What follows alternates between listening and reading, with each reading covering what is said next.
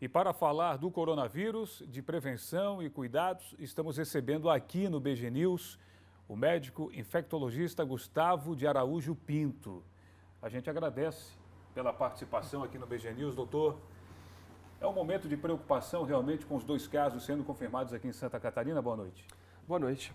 A preocupação é crescente.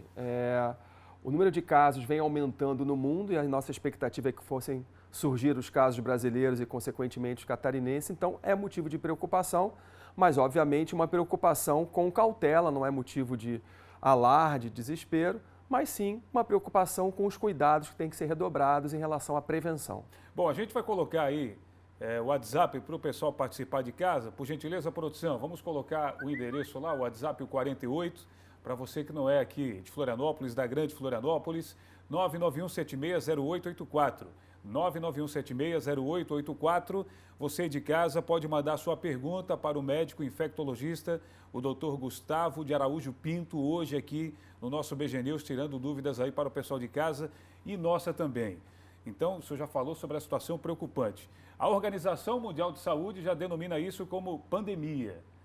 É o termo correto ser usado realmente? Sim, é o termo correto. Nós temos a transmissão do vírus nos 5 continentes e transmissão ocorrendo a partir de pessoas que não necessariamente vieram dos lugares de transmissão já estabelecido anteriormente. Portanto, o termo está correto, pandemia. Bom, a taxa de letalidade ainda é considerada pequena para o coronavírus? Sim, a taxa de letalidade é pequena, é baixa, gira em torno de 2%. Porém, se nós formos avaliar em grupos populacionais mais vulneráveis, em especial as pessoas com mais de 70 anos, nós certamente teremos uma taxa de letalidade que é muito mais preocupante, girando em torno de 10%, eventualmente 15%, o que torna então esse cenário ainda mais preocupante por conta dessa elevada taxa de letalidade nesse grupo populacional. Doutor, quem tem viagem programada para fora, para os Estados Unidos, a Europa, por exemplo, está tendo dificuldade para chegar nos Estados Unidos, né, como prevenção lá o governo norte-americano. Mas quem tem viagem programada, a recomendação seria adiar um pouquinho, esperar passar esse processo todo? Sim, a minha recomendação e a recomendação da OMS, de todos nós, é que as pessoas adiem as suas viagens para as áreas onde estão ocorrendo transmissão e atualmente essas áreas são muito amplas, incluindo Europa, incluindo América do Norte, então a recomendação é que essas viagens sejam canceladas, sejam adiadas. Tem uma pergunta aqui do Rogério que está chegando agora no nosso WhatsApp, que é a seguinte: quem tem esclerose múltipla é vulnerável a esse vírus mais que outra pessoa? Pessoas que têm doenças prévias acabam tendo um risco de evoluir de maneira mais severa. No caso da esclerose múltipla, não tem nenhum trabalho específico sobre essa enfermidade de coronavírus, mas devido às alterações imunológicas próprias da esclerose múltipla, a evolução pode ser mais grave e pode ser um pouco mais severa, sim. Bom, o Jorge está por aqui, o nosso Vitor também, cinegrafistas aqui da Record News. A gente vai mostrar o que o senhor trouxe aqui para a gente como prevenção do coronavírus. A tradicional máscara, né, o senhor trouxe aqui 2 tipos, e também o álcool gel, são os aliados ainda na prevenção.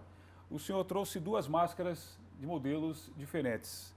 A gente está aqui, ó, vamos mostrar nessa câmera aqui para o Vitor, né, deixa eu pegar o Vitor aqui para mostrar fechadinho, essa desse modelo, né, que ele vai mostrar agora para o pessoal de casa, esse modelinho aqui, e tem esse outro modelo aqui, ó, né? Tem diferença ou o resultado é o mesmo?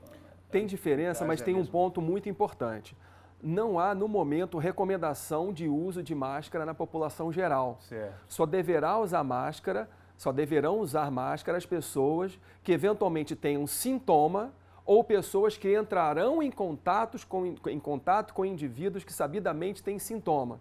Então, o uso rotineiro de máscara pela população geral, ele não está recomendado. Em relação às 2 máscaras que foram mostradas, nós temos uma máscara mais simples, que é a máscara recomendada para pessoas que se apresentam com coronavírus, tá? Então essa é a máscara que a gente chama de máscara cirúrgica, e essa é uma máscara que tem uma trama de proteção mais fechada, consequentemente ela é mais protetora, e que ela é recomendada para profissionais de saúde que entrarão em contato com esses pacientes e que farão procedimentos de vias aéreas desses pacientes. Portanto, não há recomendação de uso geral de máscara pela população geral. Nesse momento, a recomendação é para pessoas que têm sintomas ou pessoas que entrarão em contato com indivíduos com sintomas. E essa máscara aqui reservada para profissionais de saúde que farão procedimento de vias aéreas. O álcool gel? O álcool gel é para aquela situação em que nós não temos condições de lavar as mãos com água e sabão, consequentemente o álcool gel se torna um aliado para aquela lavagem e limpeza mais rápida num cenário, num momento em que eu não tenho água e sabão disponível. Bom, o Paraguai está na lista de países aí com alto risco? O Paraguai, ele já tem caso notificado, sim. Essa semana teve a notificação do primeiro caso no Paraguai. Deixa eu ver, está chegando mais uma pergunta aqui. Olá, boa noite. Trabalho no hospital onde esse paciente foi atendido. Devo me preocupar? Deixe o meu nome, né? Não quero me identificar, está dizendo aqui o telespectador. Depende, obviamente, do contato que a pessoa teve, se ela prestou atendimento ou não a esse paciente. O fato de trabalhar não implica necessariamente que tenha entrado em contato com o vírus. Então, se essa pessoa ela entrou em contato com esse paciente, deve procurar a instituição para relatar caso desenvolva algum sintoma. Mais uma pergunta que chega. Boa noite. Parte da comitiva que viajou com o presidente Bolsonaro está aqui em Florianópolis, mas demorou muito para identificar quem fez parte desse grupo aí. Corremos algum tipo de risco? O risco ele se encontra na medida que esse vírus ele é facilmente transmissível, então ninguém está imune, nenhuma região do mundo está imune. O fato de ter uma pessoa da comitiva presidencial aqui não impõe um risco maior, na medida que muitas outras pessoas que vieram de áreas de transmissão se encontram aqui também. Então, nenhuma região do mundo, mesmo regiões com uma estrutura mais elaborada e mais sofisticada que a nossa, já vinha apresentando os casos. E nós não ficaríamos fora desse cenário. Qualquer pessoa com sintoma de resfriado deve procurar uma UPA, um posto de saúde? Nesse momento, as pessoas devem procurar caso apresentem um risco de terem desenvolvido ou terem sido infectadas pelo vírus. Isso é, terem tido contato com alguém que veio dessas regiões ou que esteve recentemente nas regiões onde nós sabidamente temos observado os casos de maior frequência. Uma pergunta que chega também, está bombando aqui o nosso WhatsApp, brincadeira, obrigado pela audiência de todos aí, e as perguntas que chegam são muitas. Como fortalecer o organismo humano para prevenir os danos do coronavírus? Eu repito, gostaria de ser mais incisivo, inclusive, o grande ponto em relação ao coronavírus é a prevenção. Então, a lavagem das mãos, as pessoas ficam muito preocupadas com máscaras, por exemplo, mas boa parte das pessoas não foram infectadas inalando as gotículas que foram eliminadas pelo paciente que está doente. Mas sim entrando em contato com gotículas que ficaram nas superfícies, essa pessoa entrou em contato e levou a sua mão à boca, ao nariz e, consequentemente, foram infectadas. Então, em relação à prevenção, mais do que tentar fortalecer o organismo, é evitar o contato. E aí a lavagem das mãos é o principal mecanismo e, nesse momento, evitar grandes aglomerações. Sobre o pessoal do posto de saúde que atendeu esse paciente contaminado, vai ficar em quarentena também, provavelmente? As pessoas, possivelmente, aqueles que entraram em contato, ficarão dependendo do grau de contato que tiverem. Então, isso vai ser analisado de forma individualizada. Certo. Está bombando aqui o nosso WhatsApp. Deixa eu pegar mais participações aqui do internauta. Eu agradeço o carinho de todo mundo, muita gente procurando tirar aí um pouquinho de dúvida do nosso médico infectologista, o Gustavo de Araújo Pinto, hoje marcando presença. Meu nome é Renato, de Joinville. Quais são os avanços para a descoberta de uma vacina e por que, com tanta tecnologia disponível, há tanta demora para essa descoberta? Está perguntando ele aqui.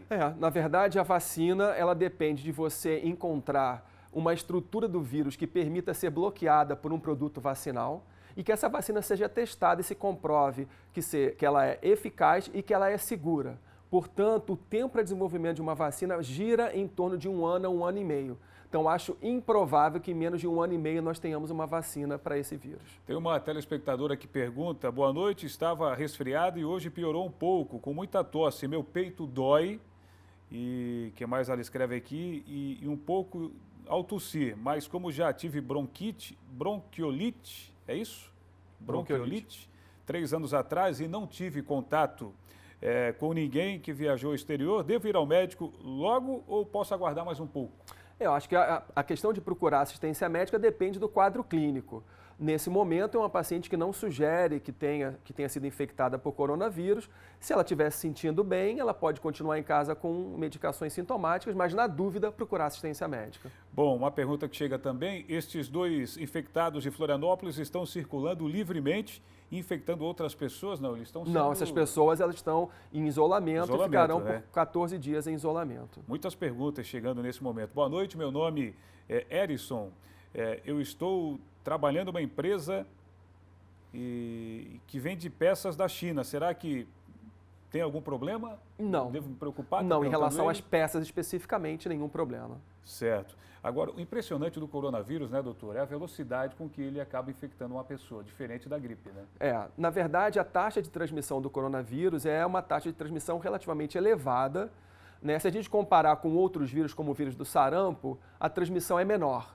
Mas, comparado com o vírus influenza, a taxa de transmissão é um pouco maior. Então, por isso que facilitou muito a disseminação, somando-se ao fato de ter começado no hemisfério norte no inverno, que tem um grande aglomerado populacional, facilitando como consequência a transmissão desse vírus.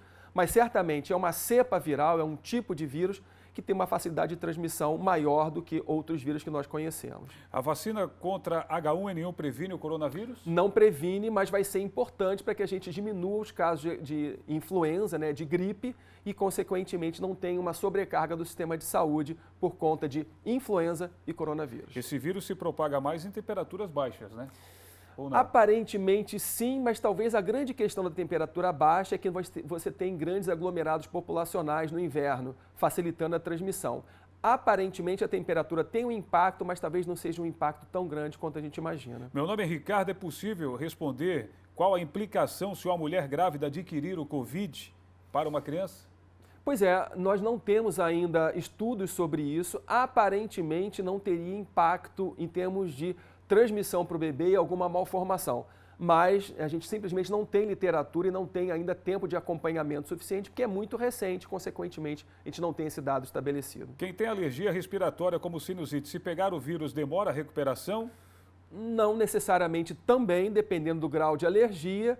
Pessoas que têm doença pulmonar crônica, essas sim, são pessoas que podem evoluir pior, em especial os tabagistas. Boa noite, já estou com medo dessa doença, estou com tosse, gripe, dores no corpo e dor de cabeça.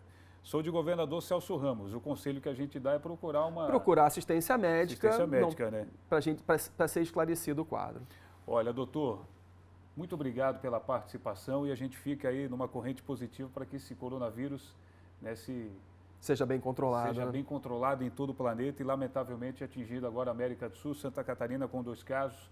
Conversamos aqui, recebemos, tirando muitas dúvidas, muitas perguntas não foram respondidas pela questão do tempo, mas foi uma aula aí com o doutor Gustavo de Araújo Pinto. Obrigado pela participação e principalmente pelos esclarecimentos, viu, doutor? Eu que agradeço, e uma das formas de prevenção principais é a disseminação de informação.